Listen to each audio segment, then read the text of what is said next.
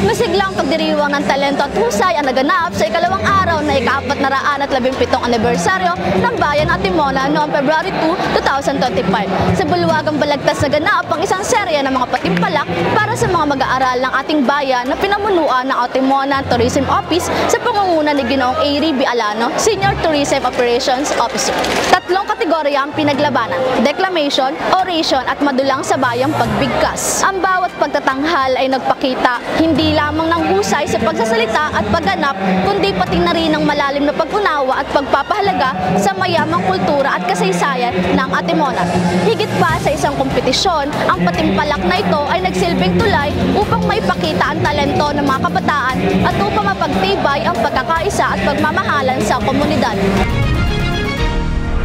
Kaya sa inyo po mga bata, sana po ay pagpatuloy ninyo ang inyong galing. Ipakita po ninyo ang inyong galing sapagkat kami po ay naniniwala na ang bayan, na ang Atimonanin ay isa pong talentadong mamamayan. Maganda po itong activity na ito dahil na-enhance po ang skill ng ating mga estudyante sa larangan po ng oration.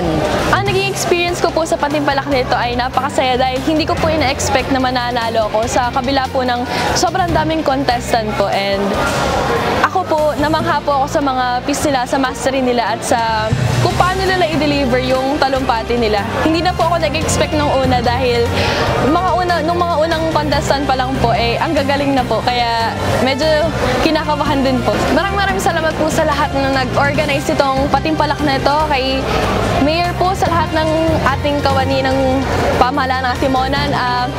Maraming salamat po sa mga hurado na nagbigay po ng chance sa akin na ipanalo to.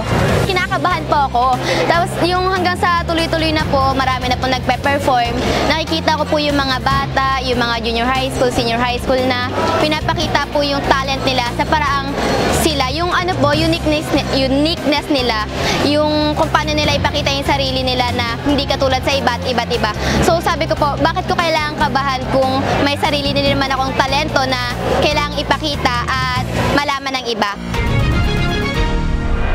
Ang tagumpay ng mga kalahok ay nagsisilbing inspirasyon sa kanilang kapwa kabataan at sa susunod pang henerasyon ng mga Atimonanin.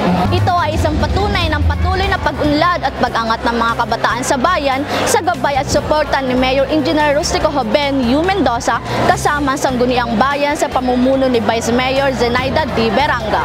Maligayang ika-417 pagkakatatag ng bayan ng Atimonan. Ito po si Angelica Rosas, nag-uulat para sa Atimonan Ngayon.